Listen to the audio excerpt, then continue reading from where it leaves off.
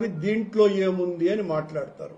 కరెక్టే, మీకేముంది అని తెలుస్తుందిరా. పోర్న్ వీడియోలు, పోర్న్ ఫిల్ములు చూసేటువంటి వాళ్లకు భగవద్గీత సారాన్ని ఎలా తెలుస్తుంది?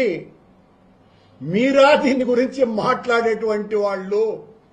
మీ దగ్గర ప్రెస్ మీట్లు పెట్టించేటువంటి బిఆర్ కామనాయుడు, సారీ మళ్ళీ అదే ఆ పేరు వస్తా ఉంది, ఆయన స్వభావానికి తగినట్టే, బిఆర్ నాయుడు గారు, మీరు ఇలాంటి వాళ్లను ఎన్నుకొని భగవద్గీతను కించపరిచే విధంగా మాట్లాడుతారా? గంధపు వాసనకు గాడిద ముఖం చిట్లించిందట, చిట్లిస్తుంది. కొండ మీద ఆ వన్నెల దొంగ, కొండ కింద ఉండేటువంటి ఈ చీకటి కొంగలు అన్నీ కూడా భగవద్గీతను చేతిలో పట్టుకొని చిందులేస్తున్నాయి మా మీద దాడి చేయటానికి. భక్తి అంటే భామ పూజ, భజన అంటే వంటగదిలో జంట విన్యాసం అనుకునేటువంటి వ్యక్తికి భగవద్గీతలో మొదటి 2 అక్షరాలే అర్థమవుతాయి.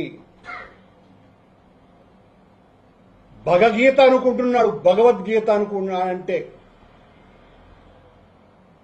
భగదలన రాక్షసానందుడు. దాని మీద మీరు మాట్లాడమా? యువతరం సులభంగా తెలుసుకోవటానికి, అర్థం చేసుకోవటానికి, ఆచరించటానికి సులభ శైలిలో రాసినటువంటి అత్యుత్తమమైనటువంటి పుస్తకం.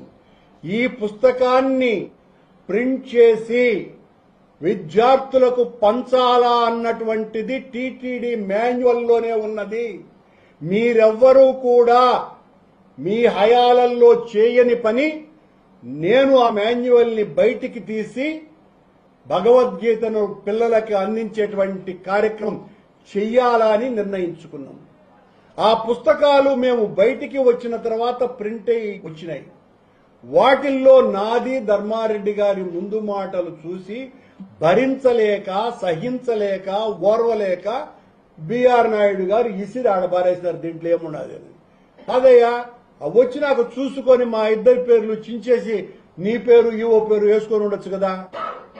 ఆ మాత్రం కూడా ఇంగిత జ్ఞానం లేదు నీకు.